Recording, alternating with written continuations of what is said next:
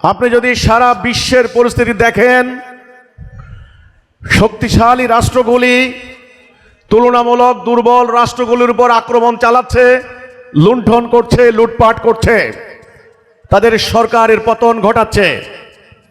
আপনি যদি দেখেন সাম্রাজ্যবাদী অস্ত্র ব্যবসায়ী পরাশক্তিধর রাষ্ট্রগুলি উন্মাদনায় মত্ত হয়ে অন্যান্য রাষ্ট্রগুলির উপরে জুলুম করছে, তাদের সম্পদ লুণ্ঠন করছে। আঞ্চলিক পরাশক্তিধর রাষ্ট্রগুলি তাদের আশেপাশের তুলনামূলক ছোট দুর্বল রাষ্ট্রগুলির উপরে আধিপত্য বিস্তারের মরণ নেশায় তারা মেতে উঠেছে। আমরা বাংলাদেশের ইন্টারনাল পরিস্থিতি, আভ্যন্তরীণ পরিস্থিতি যদি আমরা দেখি, আমরা দেখব এখানে রাজনীতির নামে হানাহানি, ক্ষমতায় যাওয়ার জন্য, ক্ষমতাকে কুক্ষিগত করে রাখার জন্য, রাজনৈতিক আধিপত্য বিস্তার করার জন্য তারা সংগ্রাম আন্দোলনের নামে এ পর্যন্ত যা রাষ্ট্রের ভেতরে অনেক অরাজকতা সৃষ্টি করেছে। সবচাইতে বড় যেটা আশঙ্কার বিষয়, পবিত্র ধর্ম ইসলামকে ব্যবহার করে কোরআনের ভুল ব্যাখ্যা দিয়ে, হাদিসের ভুল ব্যাখ্যা দিয়ে ধর্মের নামে উগ্রবাদ, সাম্প্রদায়িকতার বিস্তার ঘটাচ্ছে। আপনারা জানেন গত ইন্টারিমের সময়ে অন্তত কয়েকশো মব, একটা হিসাবে প্রায় 600 মবের ঘটনা ঘটেছে। এর মধ্যে অন্তত 200 থেকে 250 মাজারে হামলা হয়েছে। আমরা হিজবুত তাওহীদ আন্দোলন, আপনারা জানেন আমরা অরাজনৈতিক আন্দোলন। আমাদের আন্দোলনের মূল বক্তব্য হচ্ছে এই অশান্তি দূর করতে হলে আল্লাহর দ্বীন কায়েম করতে হবে। এই বক্তব্য দেওয়া, আল্লাহর দ্বীনের দিকে মানুষদেরকে ডাক দেওয়া, এটা আমার ধর্মীয় কর্তব্য, এটা আমার মানবাধিকার, এটা আমার বাক স্বাধীনতার অংশ। কিন্তু আপনারা জানেন গত 2 বছরে অন্তত 20টি জায়গায় আমাদের সদস্যদের উপর হামলা হয়েছে। আপনি দেখতে পাচ্ছেন গত কয়েকদিন থেকে দক্ষিণবঙ্গে, বিশেষ করে ফেনী, নোয়াখালী, লক্ষ্মীপুর, চাঁদপুর, কুমিল্লা, এই অঞ্চলকে ঘিরে একটা অরাজকতা সৃষ্টি করার জন্য উগ্রবাদী একটা গোষ্ঠী, মব সৃষ্টিকারী, ধর্ম ব্যবসায়ী, সাম্প্রদায়িক একটা গোষ্ঠী পায়তারা করছে। এই ধর্মীয় উগ্রবাদের থাবায় আজকে সারা বাংলাদেশ তটস্থ।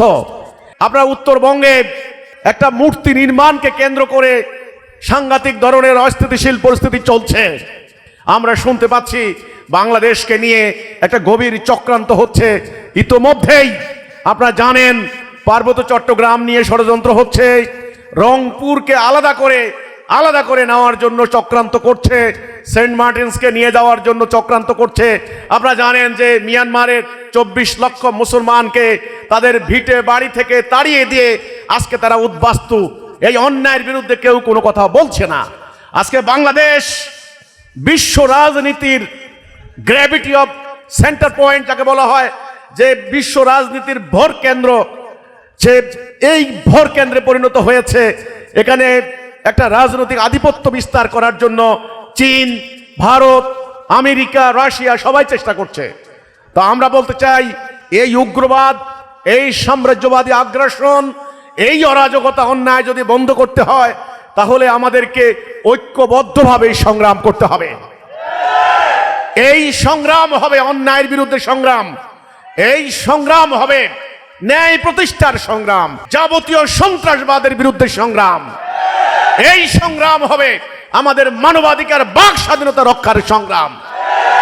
আমি মনে করি এই সংগ্রামে হিন্দু, মুসলমান, বৌদ্ধ, খ্রিস্টান, পাহাড়ি, সমতল ভূমি, নারী, পুরুষ, সাদা, কালো, শিক্ষিত, নিরক্ষর, চাকুরিজীবী, ব্যবসায়ী, বেকার, সকল বাংলাদেশের মানুষের নৈতিক দায়িত্ব, অধিকার।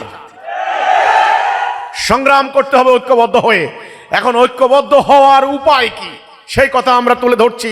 ঐক্যবদ্ধ হওয়ার উপায় হচ্ছে আল্লাহর তৌহিদ, লা ইলাহা ইল্লাল্লাহ মুহাম্মাদুর রাসূলুল্লাহ। আমরা আল্লাহর হুকুম ছাড়া কারো হুকুম মানি না। ঐক্যবদ্ধ হয়ে আল্লাহর এই বিধানকে জাতীয়, রাষ্ট্রীয়, অর্থনৈতিক, বিচারিক, সামরিক, কূটনৈতিক, বাণিজ্যিক সকল ক্ষেত্রে আল্লাহর দেওয়া বিধানকে কায়েম করতে হবে। আমরা পরিষ্কার করে বলতে চাই, যেইভাবে ভেতরে ভেতরে দলাদলি, মারামারি, দলে দলে, গোত্রে গোত্রে, পার্টি পার্টি, পাড়ায় পাড়ায় হানাহানি, দ্বন্দ্ব সংঘাত চলছে, এটা যদি চলতে থাকে তাহলে বাহিরের শত্রু খুব বেশি কষ্ট করতে হবে না, সামান্য আক্রমণেই আমাদেরকে ধ্বংস করে দিতে পারে। সেই জন্য আমরা বলেছি আভ্যন্তরীণ এই দলাদলি হানাহানি বন্ধ করে অতি অবিসম্ভাবী রূপে জাতিকে ঐক্যবদ্ধ হতে হবে। এই ঐক্যবদ্ধ হয়ে সংগ্রাম করার জন্য আমরা জাতিকে তাওহীদের উপরে ঐক্যবদ্ধ করার জন্য অনুপ্রেরণা দিয়ে যাচ্ছি। হিজবুত তাওহীদ আন্দোলন এই কাজটি করছে সম্পূর্ণ অরাজনৈতিক উপায়ে। এই কাজ করতে গিয়ে আমাদের দুনিয়াবি কোনো স্বার্থ নাই, এই কাজ করতে গিয়ে আমাদের কোনো অর্থনৈতিক স্বার্থ নাই। আমাদের হাজার হাজার কর্মী, লক্ষ লক্ষ সমর্থক, শুভানুধ্যায়ী, শুভাকাঙ্ক্ষী, তারা আমাদেরকে সমর্থন দিচ্ছেন। কিন্তু একটা ষড়যন্ত্রকারী কুচক্রী গোষ্ঠী, মিথ্যা রটনাকারী গোষ্ঠী, ধর্ম ব্যবসায়ী গোষ্ঠী প্রতিনিয়ত আমাদের বিরুদ্ধে মিথ্যাচার করছে। যেটা আমরা বলি নাই, যেটা আমাদের আকীদা নয়, বিশ্বাস নয়, সেটা আমাদের নামে তারা চালিয়ে দিচ্ছে। কাজে আমি সরকারকে আহ্বান করব, এই মিথ্যাবাদী, অপচেষ্টাকারী, ষড়যন্ত্রকারী এই ধর্ম ব্যবসায়ী গোষ্ঠীকে দ্রুত আইনের আওতায় আনুন। আমি আপনাদের কাছে আজকে একটা বই তুলে ধরছি। এই বইয়ের নাম হলো তাওহীদ ভিত্তিক আধুনিক রাষ্ট্র ব্যবস্থা। আমরা পরিষ্কার বলেছি, বর্তমানে যে রাষ্ট্র ব্যবস্থা চলে এটা ঔপনিবেশিক যুগের ব্রিটিশ আমলের তৈরি রাষ্ট্র ব্যবস্থা। এই ব্যবস্থায় আমাদের শান্তি দিতে পারবে না কোনোদিনও। এখানে অর্থনৈতিক অবিচার বন্ধ হবে না, এখানে রাজনৈতিক হানাহানি বন্ধ হবে না, এখানে অর্থ পাচার, অর্থ লুণ্ঠন বন্ধ হবে না, ও অফিসে ঘুষ কেউ বন্ধ করতে পারবে না।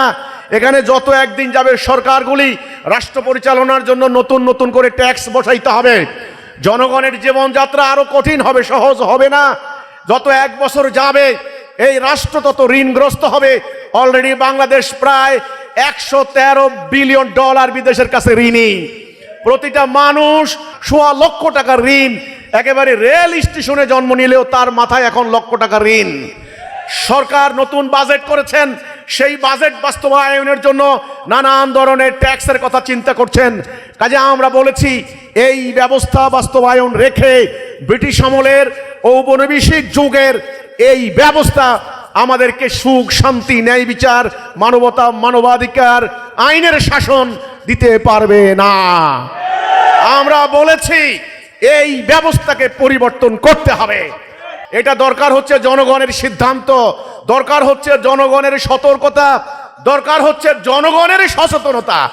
আজকে আমি জনগণকে বলতে চাই, ধর্মপ্রাণ জনগণ, ময়মনসিংহের জনগণ, আপনাদেরকে পরিষ্কার করে বলতে চাই, আমরা মুসলমান হিসাবে কোরআনের আইন মান্য করা আমাদের জন্য বাধ্যতামূলক। আমার জন্য নামাজ যেমন ফরজ, আল্লাহর আইনে বিচার করা ফরজ। আমার জন্য সুদ খাওয়া যেমন হারাম, আমার জন্য শুয়োর খাওয়া যেমন হারাম, সুদ খাওয়াও হারাম।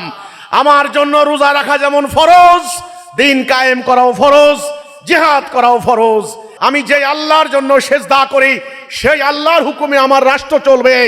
যারা মুসলমান জানেন, আলেমরাও জানেন, ইসলামে শিরিকের কোনো জায়গা নাই। শিরিক মানে কিছু মানা কিছু না মানা, আমরা শিরিক করতে পারি না। কাজেই একটা হলো আমাদের ইমানি বাধ্যবাধকতা, মোমেন মুসলিম হিসাবে বিদ্যমান চলমান মানুষের তৈরি, ব্রিটিশ আমলের তৈরি করা এই বিধান আমরা মানতে পারি না, এতে আমাদের ইমান থাকে না। ইমানের কথা হলো লা ইলাহা ইল্লাল্লাহ, আল্লাহর বিধান ছাড়া কারো বিধান মানি না, এই ইমান থাকে না। এক নাম্বার। দুই নাম্বার, মানুষের তৈরি এই বিদ্যমান ব্যবস্থা আজকে ব্যর্থ হয়েছে, শান্তি দিতে পারে নাই। কাজেই এটা কি এখন পরিবর্তনের চিন্তা করব না? যারা এই ব্যর্থ সমাজ ব্যবস্থার স্বার্থের পূজারী, নানান ভাবে এখান থেকে স্বার্থ নিচ্ছে, তারা এটা পরিবর্তন করবে না। পরিবর্তন করতে হবে আপনাদের সাধারণ মানুষকে। আমার তৃতীয় কথা হচ্ছে এই, আল্লাহ রসুল আকরাম সাল্লাল্লাহু আলাইহি ওয়াসাল্লাম যে ইসলামটা কায়েম করে দিলেন, সেই ইসলাম ছিল আকাশের মতো উদার, সমুদ্রের মতো বিশাল।